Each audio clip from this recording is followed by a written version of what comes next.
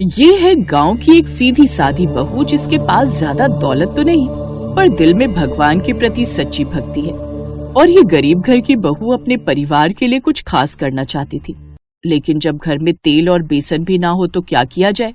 दिवाली के कुछ दिन पहले ही राकेश जहाँ पर मेहनत मजदूरी करता था वो काम ही बंद हो गया। अब बहुत परेशान लग रहे हैं। दिवाली का त्योहार आ रहा है और आपने इस तरह अपना मुंह बना रखा है, कैसे चलेगा। तुम नहीं समझ सकती लक्ष्मी, मैंने सोचा था इस दिवाली तो कुछ अच्छा होगा। मैंने सोचा था कि ये दिवाली मैं अपनी पिछली दिवालियों से बेहतर मनाऊंगा, लेकिन मैं जहाँ काम करता था वो काम ही बंद हो गया। तभी वहाँ पर लक्ष्मी के सास ससुर भी आ गए। कोई बात नहीं बेटा, हम गरीबों के साथ ऐसा ही होता है। किसी भी नौकरी का कोई भरोसा नहीं, कब धोखा मिल जाए। मैं तो बचपन से यही झेलता आ रहा हूँ। जरूर हमारे घर में किसी ने जादू टोना कर रखा है। जब भी कुछ अच्छा होने वाला होता है तुरंत बेड़ा गर्क हो जाता है। अरे नौकरी जानी ही थी तो दिवाली बाद चली जाती। माँ जी आप चिंता मत करो, मुझे माता लक्ष्मी पर पूरा भरोसा है, एक ना एक दिन वो हमारी जरूर सुनेंगी। खैर इसी तरह दिन बीतते गए। राकेश हर जगह मेहनत मजदूरी करने जाता था, लेकिन उसे कहीं काम नहीं मिल रहा था। जो पैसे थे वो खर्च हो गए थे, क्योंकि मजदूरों का घर ऐसे ही चलता है, रोज का खाना और रोज का कमाना। जो थोड़े बहुत पैसे बचे थे वो भी दिवाली तक पूरी तरीके से खत्म हो गए। दिवाली के सिर्फ 2 दिन पहले राकेश घर नहीं लौटा। वो गांव के अपने खेत में अकेले बैठा रो रहा था। मेरे घर में माता पिता और मेरी पत्नी है, सब मेरे ही भरोसे हैं। मैं जवान मुश्तंडा होकर अपने परिवार को नहीं पाल सकता तो मेरा जिंदा रहने से फायदा ही क्या।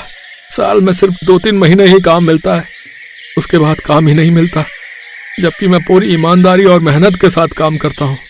राकेश अपने खेतों में बैठकर ये सब सोच ही रहा था कि तभी वहाँ पर उसका दोस्त विक्रम आ गया। और भाई राकेश, यहाँ अकेले अकेले क्यों बैठे हो? दिवाली आने वाली है, अपने दोस्त को पार्टी नहीं दोगे? विक्रम दिवाली सबके लिए है, मेरे लिए पर्सनल दिवाली नहीं है जो मैं किसी को पार्टी दूं। तेरे लिए भी तो दिवाली है, तू ही दे दे पार्टी। अरे कैसे दे दूं राकेश भाई पार्टी, मैं तो शुरू से ही नल्ला और बेरोजगार हूँ।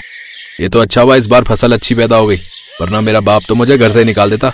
यार विक्रम, मैं सोच रहा हूँ ये गांव छोड़कर हमेशा के लिए कहीं शहर चला जाऊं, वहां अच्छी कमाई हो जाएगी, ढेर सारे पैसे कमाकर फिर मैं घर आ जाऊंगा। देख राकेश, मैं तेरी प्रॉब्लम समझ सकता हूँ। अपने गांव में ज्यादा काम नहीं है, कभी कभी काम मिल जाता है तो हम लोग कर लेते हैं। हमारी जिंदगी खेती किसानी पर ही निर्भर है। तू भी अपने घर का अकेला है और मैं भी अपने घर का अकेला हूँ। हम दोनों के ही बूढ़े माँ बाप हैं, पत्नी है। हम अपना घर छोड़कर शहर नहीं जा सकते यार। बस इसी बात की तो समस्या है, वरना अब तक मैं बाहर शहर में जाकर कमाने लगता। राकेश उस रात अपने घर बहुत देर में पहुंचा। उसकी पत्नी और माता पिता परेशान हो गए। राकेश बेटा तू इतना ज्यादा परेशान क्यों रहता है? इतनी देर में घर आया है, पक्का खेतों के पास बैठकर रो रहा होगा। अरे नहीं माँ, मैं खेतों के पास इसलिए बैठा था क्योंकि वहां पर गांव का मेरा एक दोस्त विक्रम आ गया था, उसी के साथ थोड़े गप्पे मार रहा था।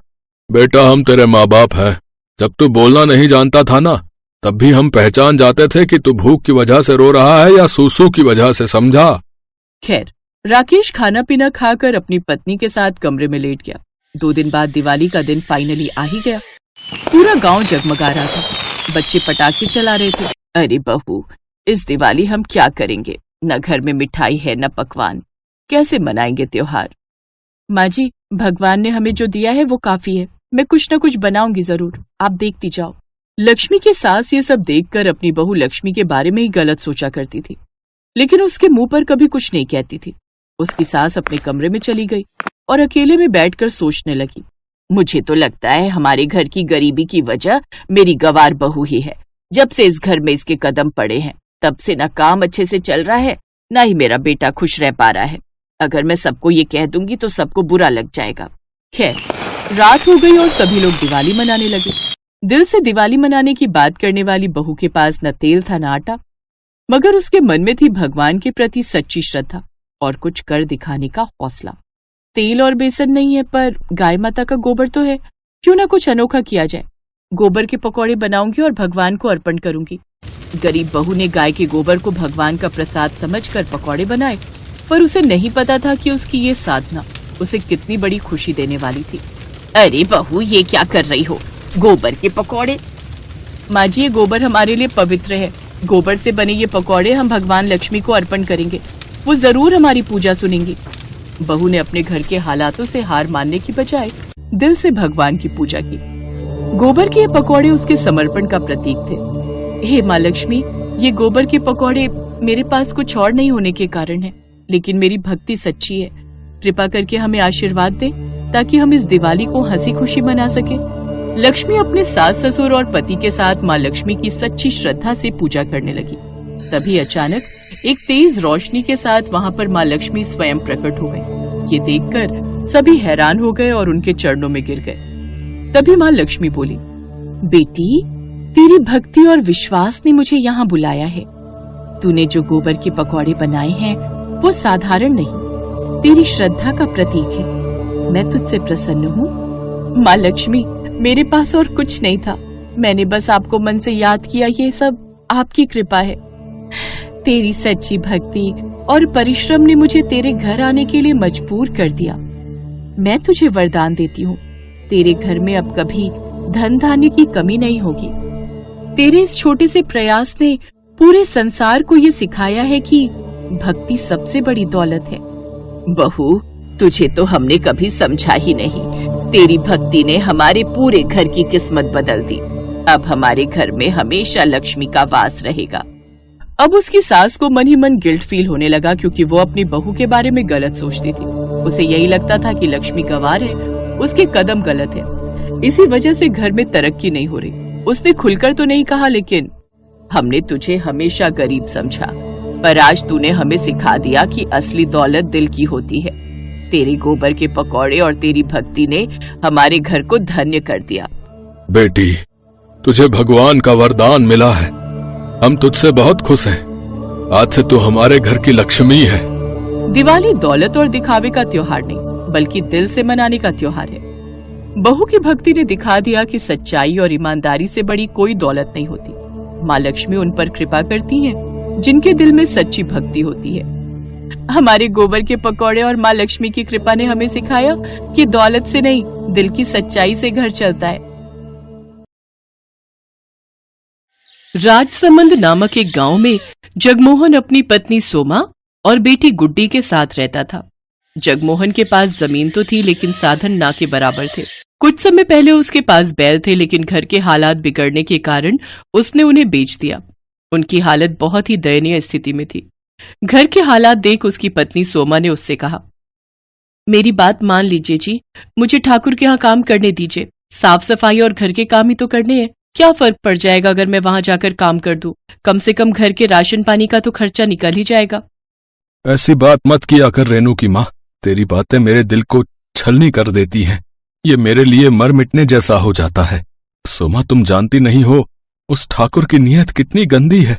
वो अपने घर पर काम करने वाली हर औरत पर बुरी नजर रखता है, और मैं नहीं चाहता कि वहां जाकर तुम भी उसकी गंदी नजर का शिकार बनो।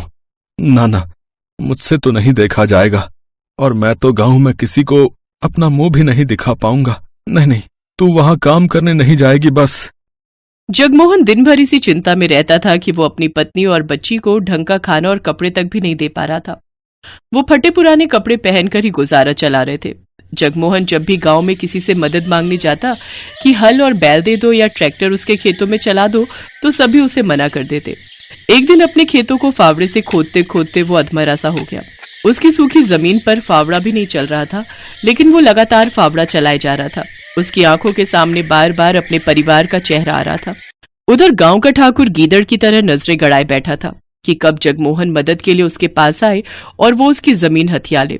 वो जब भी जगमोहन से मिलता था तो उसे एक ही बात कहता था, जगमोहन, रे तुझे कितनी बार कहा है अपनी जमीन मुझे दे दे, मैं तुझे उसके अच्छे दाम दे दूंगा।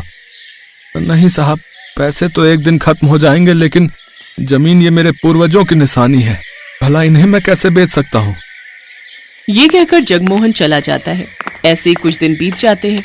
एक रोज सोमा उससे कहती है, सुनिए जी, घर में आटा नहीं बचा है और ना अचार सब्जी कुछ भी खाने को नहीं है। अब हम क्या खाएंगे जी? सोमा, तू रेनू के लिए कुछ देख है तो हम तो भूखे भी सो जाएंगे। लेकिन आपने भी तो सुबह से कुछ नहीं खाया जी, आपको भी तो भूख लगी होगी ना। भूख तो लगी है सोमा, लेकिन मेरी जेब में पैसे नहीं है कि मैं बाजार जाकर आटा खरीद सकूं, और खेत पूरी तरह बंजर है। उसमें घास तक का एक अंश नहीं होता है। अपने पति की लाचारी देख सोमा को उस पर दया आती है। फिर उसका ध्यान अपने पति की बात पर जाता है और वो आंगन में लगी घास को देखती है। फिर उसे तोड़कर लाती है और उसे पतीले में उबाल लेती है। फिर सिलबट्टे पर पीसकर उसका पेस्ट बना लेती है और उसमें नमक, मिर्च, हल्दी, अजवाइन मिलाकर उसे तवे पर डाल देती है। फिर उसकी गोल सी रोटी बनाकर तैयार कर लेती है। ये ले रेनू, मेरी बच्ची, अपनी माँ को माफ करना। घास की रोटी बनाने के अलावा मेरे पास और कोई चारा नहीं था। तो क्या हुआ माँ?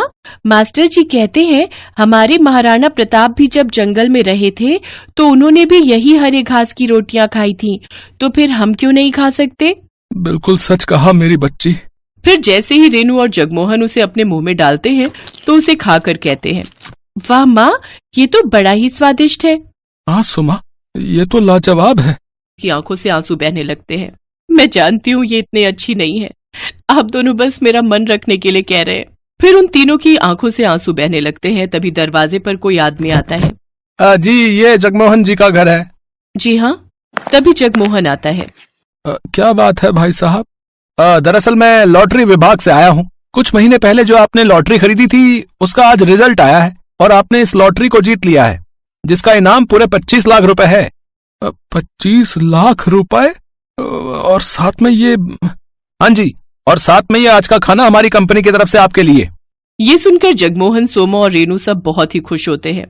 अब उनके दिन बदल जाते हैं। जगमोहन ट्रैक्टर बुलवाकर अपने खेतों पर चलवाता है, जिससे उसकी बंजर भूमि में जान आ जाती है और उसमें फसल उगाती है। साथ ही वो अपने लिए पक्का घर भी बनवा लेता है और अब शहरों से नई नई खाद लाकर अपने खेतों पर डालता है, जिससे उसकी फसल अच्छे से तैयार हो जाती है और वो उससे भी काफी पैसे कमाने लगता है।